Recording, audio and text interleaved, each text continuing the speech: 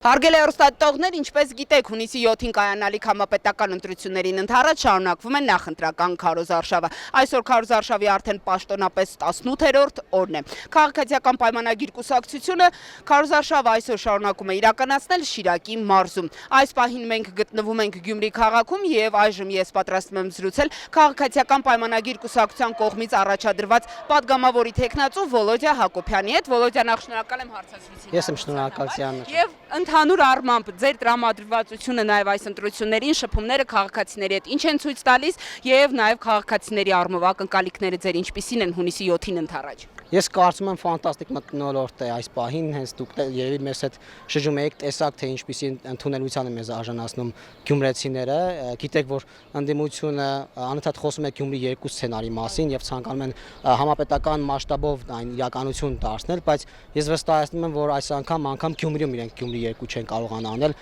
ուր թե մնաց հանրապետության ամբողջ մասշտաբով ֆանտաստիկ դիմավորում են մեզ թե Գյումրիում, թե հարակից մյուս համայնքներում, որտեղ մենք գտնվեցինք նախորդ օրը,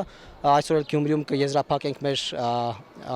քարոզարշավը կենտրոնական հրապարակում մեծ հանրահավաքով եզրափակիչ, որտեղ վարչապետն էլ թմբուկը նվագի, դրոն շոու կլինի, այնպես որ ֆանտաստիկ մթնոլորտ է, ընդհանրապես հանրապետությունը մեզ շատ լավ են դիմավորում եւ մեր հաղթանակի մասին խոսում են նաև հրապարակվող սոցհարցման տվյալները, այնպես որ կարծում եմ խնդիր չկա որևէ կերպ, բայց պետք է հատուկ շեշտել, որ ամեն ինչ կախված է քաղաքացիների քվեից եւ իրենք պետք է գնան ընտրատեղամասեր եւ իրենց մեկ քվեով որոշեն Հայաստանի ճակատագիրը։ Ըստ ձեզ այս ընտրությունները ինչի մասին են եւ ընդհանուր առմամբ նաեւ մեր պետության ապագայի, մեր պետության հետագա ճակատագրի համար ինչպիսի նշանակություն ունեն այս ընտրությունները։ Օրինակ ձեր թիմակիցները նշում են, որ հունիսի 7-ին քաղաքացին պետք է ընտրություն կատարի պատերազմի եւ խաղաղության միջեւ։ Արդյոք համակարծիք եք։ Միանշանակ դա այդպես է, ինչու որովհետև մյուս ուժերը, հիմնական գործող ուժերը խոսում են խաղաղության մասին այնպես, ինչպես դա հնարավոր չի իրականացնել, որպեսզի իրենք առաջարկում են։ Նրանք նշում են, որ պետք է տարբեր էպիտետներ են փորձում օգտագործել արժանապատիվ եւ այլ որակումներ տալով, իբր ավելի լավ խաղաղություն են բերելու, բայց ակնհայտ է, որ իրենց առաջարկը որևէ հնարավորություն չունի ու քաղաքացիական պայմանագիրը միակ քաղաքական ուժը առաջ դրված կուսակցություններից, որոնք հնարավորություն ունեն մեծամասնություն ստանալ կամ խորհրդարան անցնել, որը իրական խաղաղություն է առաջարկում եւ այդ խաղաղությունը մարդկանց չի ասում, որ պետք է գանք եւ անենք, որովհետեւ մենք ունենք արդեն այդ խաղաղությունը, ընդհանրապես մենք ասում ենք, որ մեր խաղաղությունը պետք է խնամենք, խնամքի կարիք ունի այդ խաղաղությունը եւ հունիսի 7-ին մեր քաղաքացիները պետք է գնան ու ասեն, որ այո, իրանք տեր են կանգնում այն խաղաղությունը, որ արդեն ձեռք է բերվել եւ մեժեն պատերազմի եռագլուխ կուսակցությանը, որը գալու է եւ չեղարկի այդ խաղաղությունը, խաղաղության պայմանագիրը չստորագրելու կամ իբր երաշխավորներ ներմուծելու տեսքով կամ թրիպը չիրագործելու, որովհետեւ իրենք էլ թրիպի մասին խոսելիս ասում են, որ իրագործելու են թրիպը, սակայն նոր երաշխավորներ ներգրավելով, նոր պայմաններ առաջադրելով եւ այլն, եւ գիտենք, որ դրանք ընդհանրապես խոսակցություններ են դրանք չեղարկելու մասին։ Այս ընտրություններին առաջադրվել է 19 քաղաքական ուժ, 16 կուսակցություն եւ 3 կուսակցությունների դաշինք եւ այս առումով, այսինքն մրցակցությունը նաեւ բավականին մեծ է եւ ուզում եմ հասկանալ ձեր դիտարկմամբ օրինակ քաղաքացին ինչպես պետք է կարողանա բովանդակային առումով ճիշտ կողմնորոշվել, ճիշտ քվեարկություն կատարել, որ เป զի օրինակ ձեր պայմանական հաղթանակի դեպքում մենք ազգային ժողովում առաջիկայում ունենանք նաեւ կառուցողական եւ բավականին այսպես առողջ ձևավորված ընդդիմություն, որովհետեւ պարլամենտական կառավարման երկրում շատ կարեւոր է նաեւ որակյալ, այսպես ընդդիմության արկայությունը պարլամենտում։ Ես կարող եմ մեր կուսակցության դիրքերից խոսել եւ մարդկանց կոչ անել ուղղակի լսել, թե ինչ են առաջարկում քաղաքական ուժերը մեր քաղաքացիներին։ Մենք առաջարկում ենք պաշտպանել խաղաղությունը, անկախությունը, պետականությունը, Հայաստանի ինքնիշխանությունը եւ թե մնացած կուսակցությունները ինչպես կառաջարկեն, ինչպես հանդես կգան մեր քաղաքացիների առջև, դա իրենց գործն է կարծում եմ, բայց քաղաքացիները պետք է լսեն, թե ինչ են առաջարկում ու հասկանան տողատակը, ոչ միայն վերնագրերի մակարդակով, որ այլ խաղաղություն կամ երաշխավորված խաղաղություն, ավելի գեղեցիկ խաղաղություն, չգիտեմ, արժանապատիվ խաղաղություն, այլ դրա տակ նայեն ինչ են առաջարկում քաղաքական ուժերը եւ արդյոք իրատեսական առաջարկն են անում կամ մարդկանց փոխում են վախավաճառությամբ զբաղվել, մարդկանց վախեցնել տարբեր 300,000 ադրբեջանցիների վերադարձի մասին խոսել եւ այլ այսպես անյատեսական հիմար մտածածին թեզեր առաջ տանել, ընդ որում հատկանշական է, որ դրանք մեկ կենտրոնից ակնհայտորեն ուղղորդվող նարատիվներ են, որովհետև նույն բառերով, նույն կոնտեքստում այդ ուժերը խոսում են այդ դրա մասին եւ ակնհայտ է, որ մեր քաղաքացիները եթե ուշադիր լսեն եւ նայեն մեր քաղաքական ուժերի անցած հետագիծը, ակնհայտ կդառնա թե ինչ ընտրություն պետք է կատարել։ Տեսեք, դուք ձեր խոսքում հիշատակեցիք այդ 300,000 ադրբեջանցիների, հա, այսպես վերադարձը Հայաստան, որի մասին հայտարարում է ուժեղ Հայաստան կուսակցությունը, թեպետ թե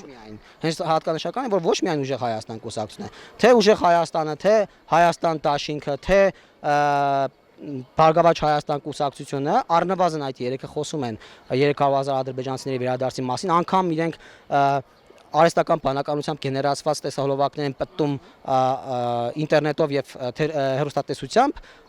մարդկանց փոխցելով վախեցնել, բայց պետք է ընդհանրապես մի ցուցանիշ բերեմ, որպեսզի մարդիկ ոչ միայն ես բվենագրի մակարդակում ասեմ, որ դա հիմարություն է եւ վարչապետն ու արտգործնախարարները բազմիցս նշել են, որ այդպիսի բան Ադրբեջանը երբեք չի քննարկվել, չի քննարկում եւ չի քննարկվելու, այլ մի ցուցանիշ ընդհանրապես բերեմ 2020-ից մինչև 2025 թվականների ընթացքում 5 տարվա ընթացքում Ադրբեջանում Ղարաբաղ եւ Ղարաբաղի հարակից 7 շրջաններ վերադարձել է բնակվելու 10,000 ադրբեջանցի այն տարածքներ, որոնք այժմ գտնվում են Ադրբեջանի տիրապետության եւ սուվերենության ներքո 5 տարվա 10,000 ադրբեջանցի է վերադարձել բնակության համար։ Իսկ իրենք ասում են, որ 300,000 ադրբեջանցի պետք է վերադառնա Հայաստան։ Դուք պատկերացնում եք, ինչ մարազմատիկ թեզեր են ուղղակի իրենք առաջ քաշում եւ վաբանկ են ուղղակի գնում, որովհետեւ այլ բան առաջարկելու չունեն քաղաքացիներին եւ ստիպված փորձում են այդ կեղծ նարատիվները մի կենտրոնից ստանալով փորձում են մարդկանց վախեցնելով, վախի վրա ազդելով ուղղակի կամ քվեներ խլել կամ ուղղակի մարդկանց հետ պահել գնալ ընտրատեղամասեր եւ քաղաքացիական պայմանագրին քվեարկել, բայց նրանք չեն ճանաչում Հայաստանի քաղաքացիներին, մեր Հայաստանի քաղաքացիները ճանաչում են բոլորին ու քաղաքականապես նրանք հասուն են ու գիտեն թե ինչ ընտրություն են կատարելու, հիմարություններով, ստերով դժվար է Հայաստանի քաղաքացիներին խաբել։ Այսինքն կարծում եք, որ քաղաքացին չի տրվելու այդ մանիպուլյացիաներին, այդ կեղծ նարատիվներին, այդ հայտարարություններին, որ անընդհատ հնչում են եւ ներողություն հավելում որպես, ասեմ, որ առանձնացրեցի հատկապես ուժեղ Հայաստանը, որովհետեւ նրանք խորհրդարան անցնելու պարագայում էլ կարծես պատրաստվում են առաջիկայում նման օրենսդրական նախագիծ մշակել, որով արգելելու են Հայաստանում ադրբեջանցիներին հողատարած կամ բնակելի տուն ձեռք բերելու առումով։ Ուղղակի նորից եմ ասում, հիմար մարազմատիկ բաներ են խոսում այդ մարդիկ։ Իրենց միակ հույսը ընտրակաշառքն է, իրենց միակ հույսը հիմար թեզեր առաջ տանելն է ու արդեն նշեցի թե ինչ կարգի հիմար թեզեր 300,000 ու 10,000 թիվն էլ ամեն ինչի մասին խոսում, չեմ ասում, որ մի քանի անգամ դա հերկվել է, հիմա էլ ասում են ինչ որ վերջին կառավարության նիստ են արել, ես դա ուղղակի չի հավատում, որ իրական է։ Նայում եմ ու չի հավատում, որ իրենք իրենց դեմքով այդպիսի հիմարություններ են ուղղակի դուրս տալիս։ Ներողություն Սամվել Կարապետյանին դիմում են պարոն վարչապետով։ Պարոն հաջորդ վարչապետ, պարոն կառավարության նիստ են անունը դնում, հիմա էլ ասում են օրենքի նոր նախագիծ Սաֆարովների մուտքը արգելելու մասին անուն են դրել, ասեն հիմարությունների գագաթնակետներ մարդիկ ուղղակի խայտարակ են լինում մի քանի կոպեկի համար, պրոֆեսիոնալ փաստաբաններ ունեն, իրավաբաններ, տնտեսագետներ, այդ մարդիկ ուղղակի իրենք խայտարակ են լինում արդեն նաև պրոֆեսիոնալ մակարդակով, որովհետև չի կարելի այդքան իջնել ու այդքան հիմարություններ դուրս տալ։ Էլ չեմ ասում, որ իրենց շտաբներում թե ինչպիսի վերաբերմունք ունեն քաղաքացիների մասին, անգամ այն քաղաքացիներին, որոնց փորձում են գումար բաժանել ընտրակաշառք տալ, ըստ հակակոռուպցիոն կոմիտեի տարածած ձայնագրությունները այդ մարդկանց հասցեին սեռական բնույթի հայհոյանքներ են հնչեցնում, շունը շանգյալ են անվանում, չգիտեմ, արցախցիների մասին են վատ բաներ ասում, դրանք ումած պատերազմի հաշմանդամների մասին են վատ բաներ ասում, զոհերի հարազատների եւ ոչ միայն վատ բաներ, նաեւ ուղիղ հայհոյանքներով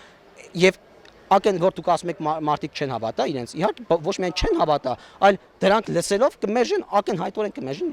այլ տարբերակ չի կարող լինել, մենք վստահ ենք, որ իրենք անգամ անցողիկ շեմը չեն կարողանալու հաղթահարել։ Վոլոդյա, տեսեք, շարունակելով հա ուժեղ Հայաստանի թեման, լրատվամիջոցներում հրապարակվել է Սամվել Կարապետյանի ճեպազրույցներից մեկը, որտեղ նա մասնավորապես նշել է, որ լուրջ կասկածներ ունեմ,